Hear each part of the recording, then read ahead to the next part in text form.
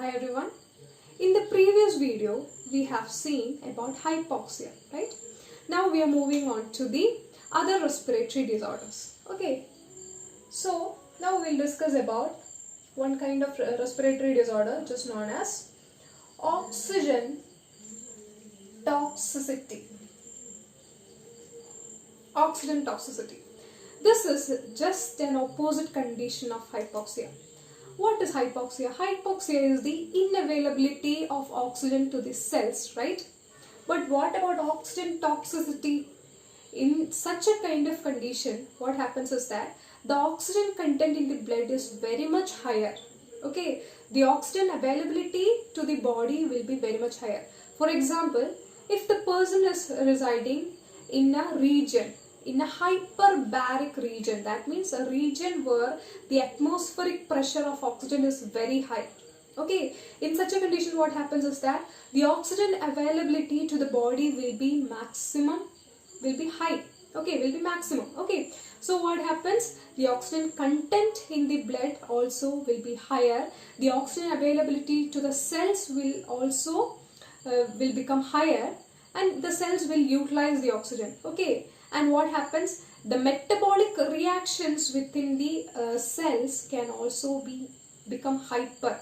Okay, by the availability of lots and lots of amount of oxygen, what happens is that the metabolic rate, the metabolic reactions in the cell will be enhanced. Okay, and we know that heat is one byproduct of all metabolic reactions. Okay, after a metabolic reaction in the cell, heat energy is liberated.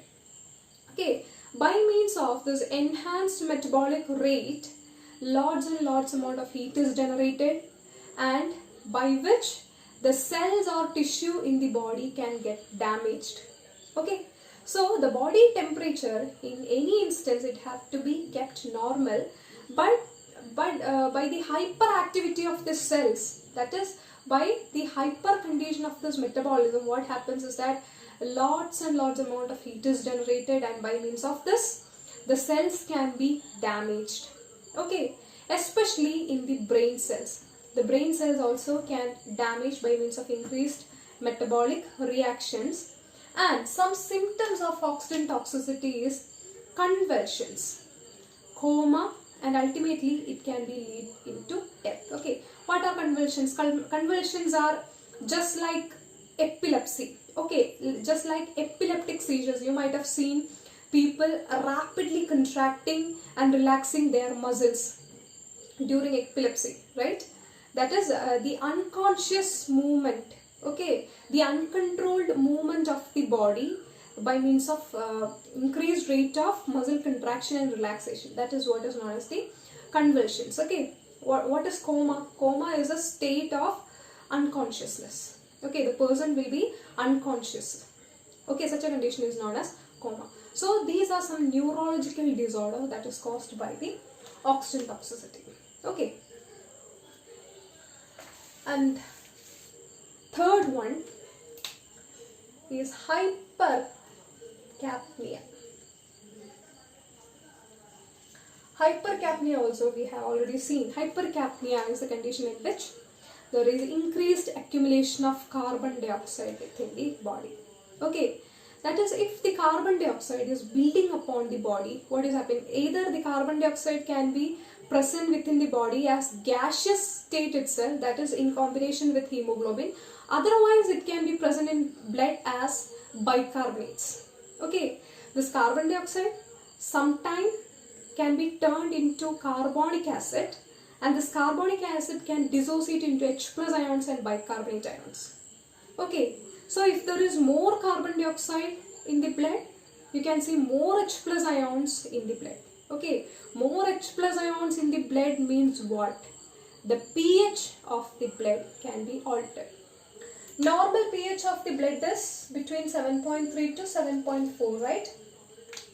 The accumulation of H plus ion can cause the pH to decrease. That means the blood can be more acidic. Okay, in this acidic situation of the blood, what happens? This if the pH of the blood alters, it won't be a favorable condition of the metabolic reactions in the cell. Okay, especially it can, if the blood is acidic, especially it can affect the brain tissue and cause the similar neurological disorders, just like oxygen toxicity. What are they? It can cause convulsions, unconsciousness, it can cause anxiety, depression. Okay, these are some symptoms you can find during hypercapnia. Okay, so hypercapnia is the increased carbon dioxide content in the blood.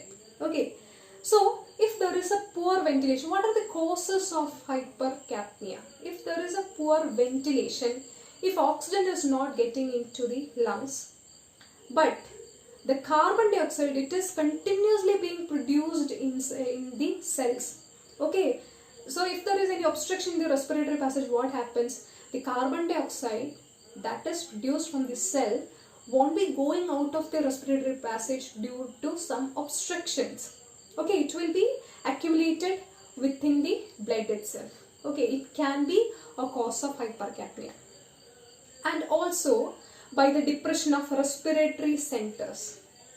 Okay, and by means of respiratory centers, the breathing can be abnormal. In such a case also, this accumulation of carbon dioxide can be seen in body.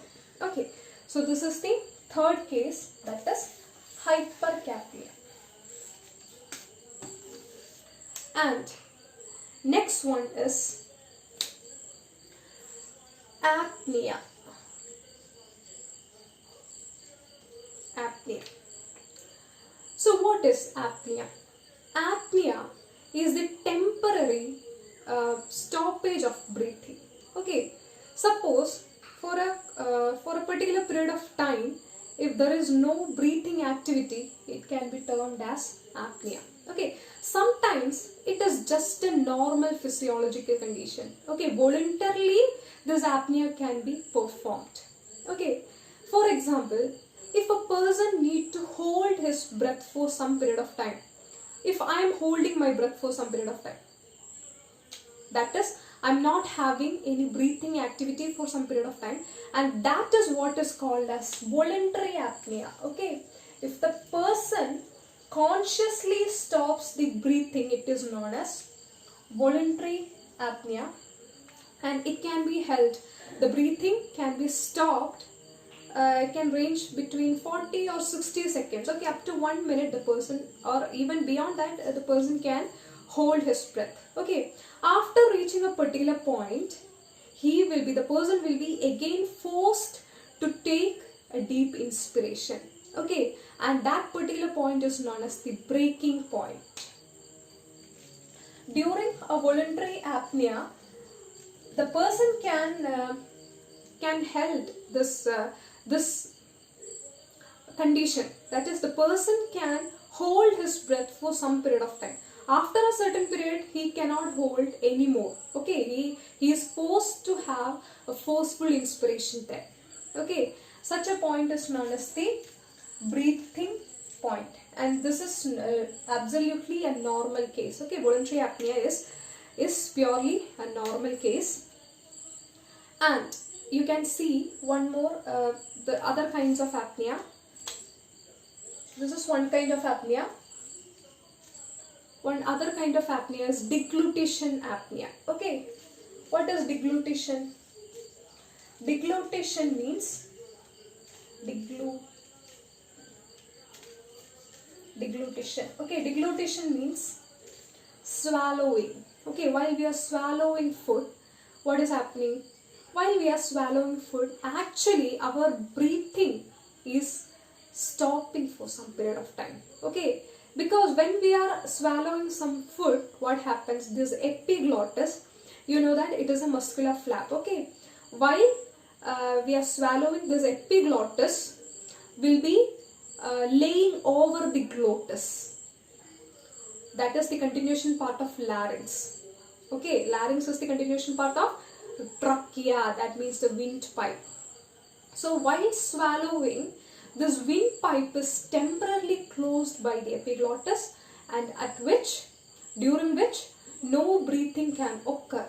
Okay, so such kind of an apnea, such kind of stoppage of breathing during swallowing is known as deglutition apnea. And this voluntary apnea and deglutition apnea is absolutely a common thing. It is absolutely a normal physiological condition. But sometimes you can see this apnea as an abnormal condition. Okay, if the person is abnormally having temporary stoppage or cessation of breath, it is known as obstructive apnea. Okay. If the apnea is occurring abnormally, you can see some examples like abnormal apnea. Abnormal apnea are of many types. First one is obstructive apnea. Okay, obstructive apnea. A main example of obstructive apnea is tonsillitis. Okay, what are tonsils?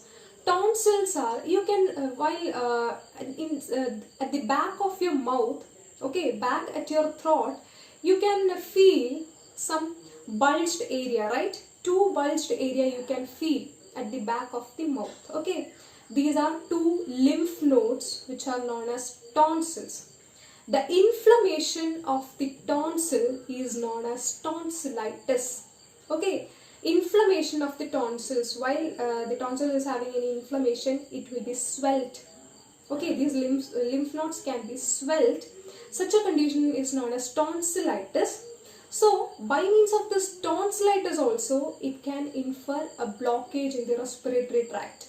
Okay, and while the person is sleeping, he cannot control this condition. Okay, in such a time, this cessation of breath can be occurring.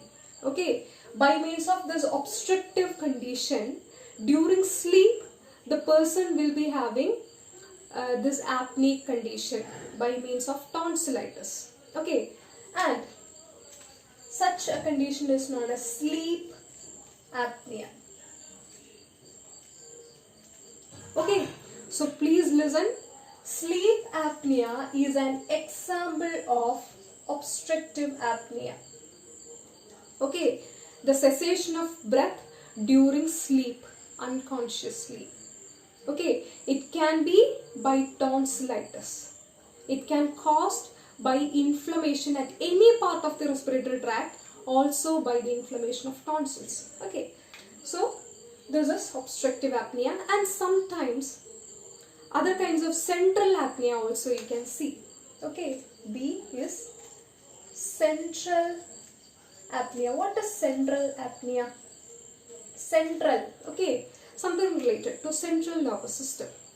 What is in central nervous system controlling the respiration? It is respiratory centers. Okay, if there is any inhibition of this respiratory centers, depression of these respiratory centers, what happens? Breathing can be abnormal, and sometimes this breathing can be stopped for a period of time. Okay, such a condition is known as the central apnea. So this is all about apnea. And next disorder, the most important one is cyanosis. Okay, the person who is having this kind of disorder, cyanosis, you can recognize him very easily, because the person who is having the cyanosis will be having blue coloration over the skin and mucous membrane. Okay, blue coloration is because the presence of reduced hemoglobin. Okay, that is, that affected person, that person who is having a cyanosis will be having little availability of oxygen within his body. Okay, oxygen availability to the cell will be very poor, and the oxygen content in the blood also will be very poor. Okay, so since the oxygen content in the blood is low, what happens to the hemoglobin? Hemoglobin will not be in the form of oxyhemoglobin. Okay, the oxyhemoglobin within the blood of a cyanosis patient will be very low. What is seen instead? Reduced hemoglobin, okay, the free hemoglobin which is not bound to oxygen. Okay, so in the cyanosis patient, the reduced hemoglobin will be more, and this oxyhemoglobin, the blood which is having oxyhemoglobin will be looking bright red. Okay, oxyhemoglobin, the blood which is having more oxyhemoglobin will be having a color bright red. Okay, and the blood which is having reduced hemoglobin means which the hemoglobin which is not bound to oxygen. Okay, it will be reduced hemoglobin will be having a color purple blue. Okay, which is a dark color, purple blue color. Okay, so what happens? There is blood circulation to every part of the body, right? Since this purple blue colored blood is going into each and every body parts, the thin skin of the body will be turning blue colored. Okay, especially this mucous membrane. Mucous membranes are a thin cell lining which is present. You can inside the mouth. Okay, you can feel the mucous membrane, the most outermost cell lining of your mouth, in the cheeks, in the lips, inside the nasal, that is inside the nose, in the eyelids. Okay, all these are mucous membrane. Okay, so in the thin skin and also in the mucous membrane, it will be blue in color. Okay, so that is the speciality of cyanosis. And cyanosis will be caused by hypoxia. What is hypoxia?